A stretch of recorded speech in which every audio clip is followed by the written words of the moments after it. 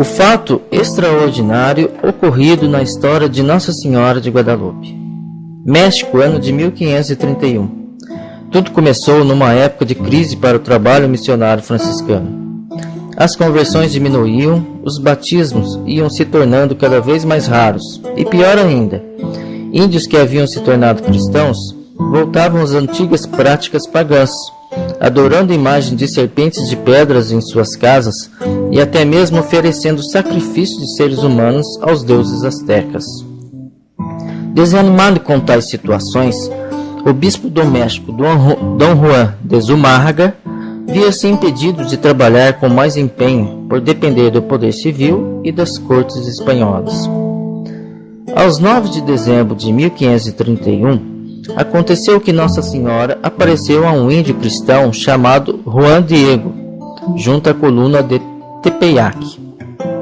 Apesar de assustado por contemplar aquela linda senhora branca resplandecente, envolta em cores vivíssimas do arco-íris, Diego ouviu atentamente o que ela lhe disse. Era da vontade da Mãe de Deus edificar um templo naquele lugar. E era esta a mensagem que o índio deveria levar ao bispo Dom Zumárraga o mais depressa possível. Apressadamente, Diego dirigiu-se até o bispo e contou-lhe tudo o que havia sucedido. Porém, talvez por prudência, Zumárraga não deu crédito às palavras do índio, que tristemente voltava para sua aldeia. Mas, ao passar novamente diante da coluna, lá estava de novo Nossa Senhora. Ela, com muito amor, alegrou e pediu que ele voltasse no dia seguinte ao bispo para contar-lhe o mesmo recado. Ao voltar para casa, um barraco na aldeia chamada Topetalque, Juan Diego encontrou seu tio ardendo em febre, gravemente enfermo. Na madrugada do dia 12, terça-feira, seu tio, acreditando estar à beira da morte, mandou seu sobrinho ir às pressas em busca de um sacerdote para confessá-lo. Realizando o pedido, Diego desviou-se do caminho das aparições de Nossa Senhora. Mesmo assim, a Virgem Maria apareceu-lhe cortando o trajeto e disse-lhe para não se preocupar com seu tio, pois ela já o havia curado. Depois disse para ele subir em cima de um morro e colher as mais belas rosas que encontrar. Assim fez Diego obedientemente, apesar de saber que dezembro nunca foi tempo de rosas em sua terra. Após ter colhido as rosas, Nossa Senhora mandou que ele fosse levá-las até o bispo. Disse que essas rosas o convenceriam sobre a veracidade das aparições e o faria iniciar a construção do templo. Esta foi a última aparição da Virgem Mãe ao índio Juan Diego. Quanto a seu tio, ficou totalmente curado naquele exato momento.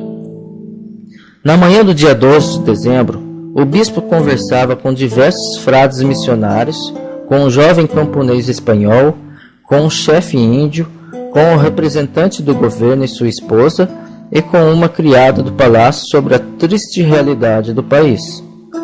Após ficar sabendo que o índio Juan Diego já há muito tempo lá fora o esperava, e cansado já daquelas discussões, pediu que mandasse o índio entrar na sala de conferência onde estava. Quando viu suas rosas preferidas, as de Castela, ficou encantadíssimo e logo a seguir se ajoelhou, tomado de emoção e espanto, ao ver a doce imagem colorida de Maria, que começou a aparecer milagrosamente no manto do índio. Todos os que estavam presentes assistiram a essa inaudita aparição, e todos ficaram maravilhados.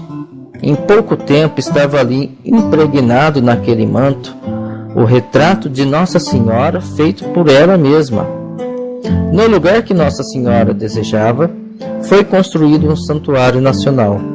Nossa Senhora de Guadalupe é a padroeira do México. Pesquisas científicas do manto. O primeiro fato inexplicável é o da conservação do rude tecido do manto de Juan Diego durante 116 anos. Ele ficou exposto ao povo sem nenhuma proteção. dados aos rigores do calor, da poeira e da umidade sem se decompor. Somente em 1647 foi coberto de vidro numa moldura de ouro e prata. O tecido do manto do índio, dizem os pesquisadores, é feito com fibra de ayate, de uma espécie mexicana que se decompõe por putrefação aos 20 anos de existência, aproximadamente. Não se entende como ela tenha durado 116 anos sem nenhuma proteção e como até hoje, mesmo com todo o cuidado, permanece intacto. Em 1787, a moldura de ouro e prata precisou ser trocada. Alguns operários derramaram, por acidente nesse dia, ácido nítrico sobre o manto, mas, miraculosamente, nada aconteceu a ele. Em 14 de novembro de 1921, revolucionários colocaram uma bomba no local onde o quadro se encontrava. Após uma explosão inexorável, todas as vidraças e o altar de mármore ficaram moídos, porém, o quadro com a pintura permaneceu intacto. A pintura do avental do índio foi analisada pelo cientista alemão e prêmio Nobel de Química Richard Kuhn, que, em seu veredito, afirmou que os corantes da imagem não são materiais terrestres, quer dizer, não pertencentes ao reino vegetal, nem ao mineral e nem ao animal. Outros dois estudiosos norte-americanos, o Dr. Callaghan da NASA e o professor George Smith, catedrático de Filosofia da Ciência, depois de submeter a imagem à análise fotográfica com raios infravermelhos, afirmaram: